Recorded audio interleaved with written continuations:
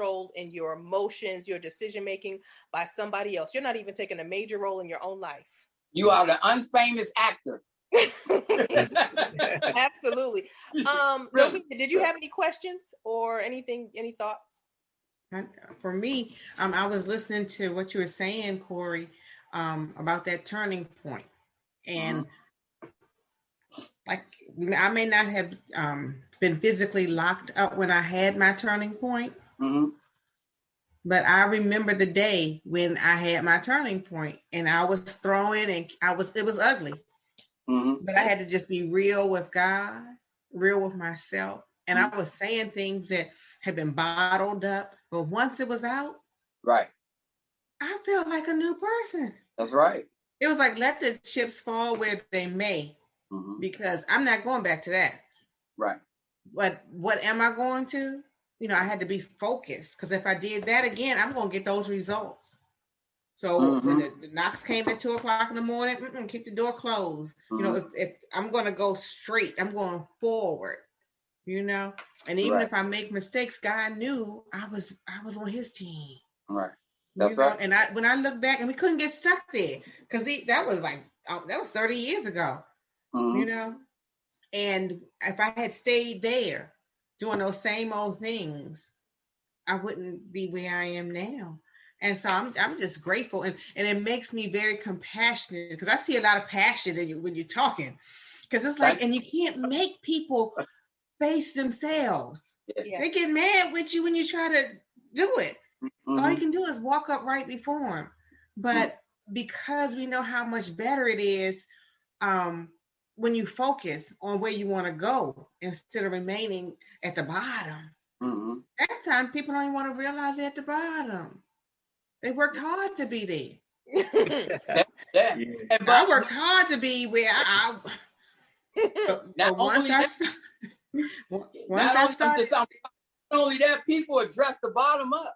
Won't they? Yeah. And make it look good, make it sound good. That's why I had to cut off a lot of stuff. I've just had to cut stuff off because I value my time. You know, since I'm retired, I value my time. And it's a blessing, you know. I've learned to appreciate my time and to make wiser decisions, you know, and to set my boundaries. Absolutely. And hold on to my peace. And realize nobody can take that peace from me unless I give it to them. So then it makes me go back inside and do the work. You got to keep doing the work. You got to keep doing the work, the boundaries. Yeah. You know, when you get angry and upset, you know, why am I feeling angry and upset? Oh, they trying to take my peace. Peace. I be holding on to my peace just like I'm holding on to this phone. Oh, you trying to take my phone? You trying to take my peace? No, I did something here. I didn't let you think that you can get away with that. Right. Nah. So, but it takes time. It's a process. Yes, it is. And until a person is sick and tired of being sick and tired, or they realize that they're missing out. When you felt them arms around you, you felt life. You know, the life that you weren't living. If she appreciated you more than you were appreciating, you know, it was like, oh, this girl loved me. Yeah, that's my favorite. Listen. She's in Wichita, Kansas, right? And she FaceTimes me every day with my grandkids. Just we talk every day. You know what I'm saying? But what she understands is that I'm available. I'm available. Yes. And that's all. That's sometimes in a relationship. That's what somebody really needs to know. Are you available? Right? That's all. That's her happy point. If she needs anything, she know I got it, right? Yeah.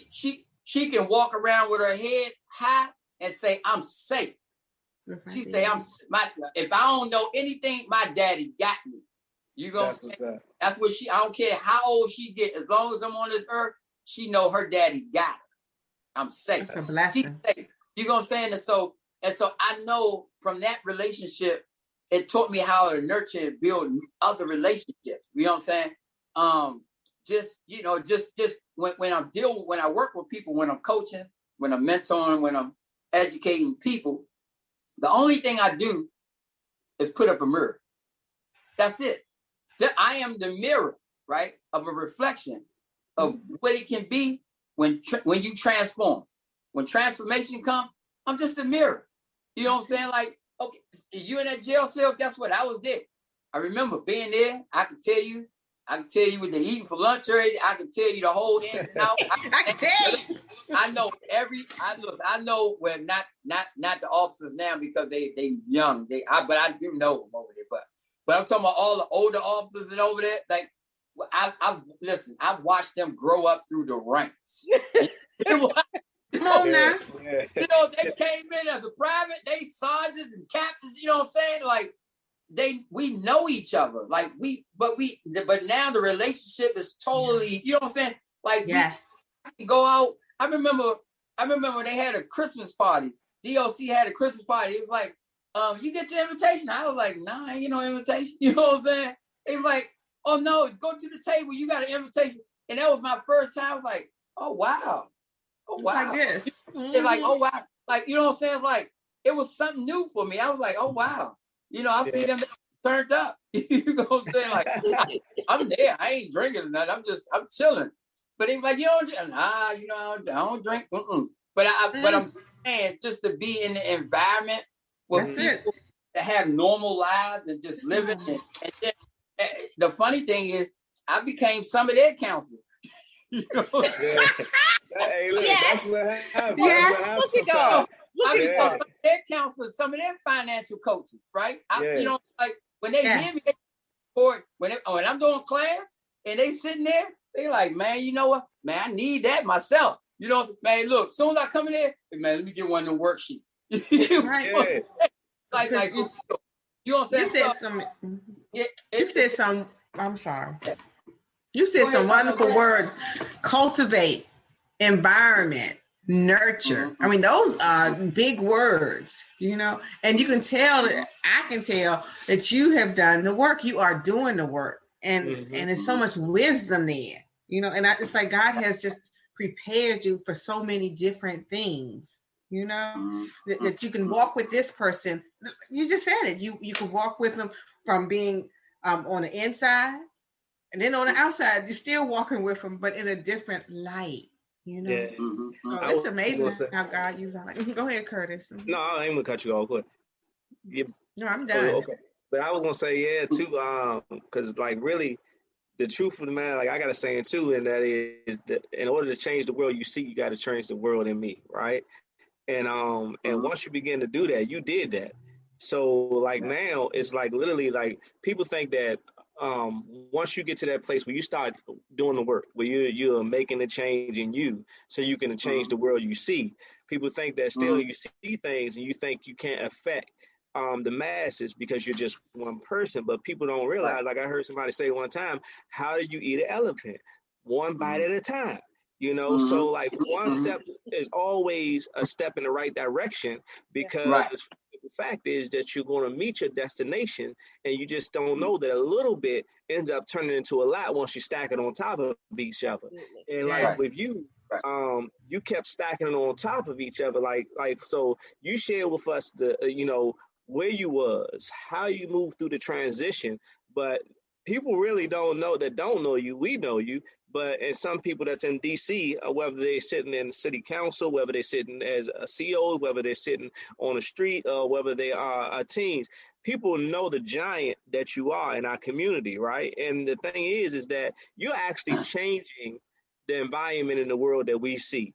So people think that, okay, yeah, well, Ward 7 and Ward 8 is still a bad area or whatever, but you're actually infusing hope in those areas with the Hope Foundation, and also the work that you do inside the jail and outside the jail, and with the with legislation, you know, with council members and more. So, you know, basically like DC, took a hit this year. Well, last year I think it was. Yeah, because it's 2021. Well, last year with the COVID relief fund, you know, DC didn't get it because it wasn't a state. You know, it didn't get the money that it could have get. That every other state could have got.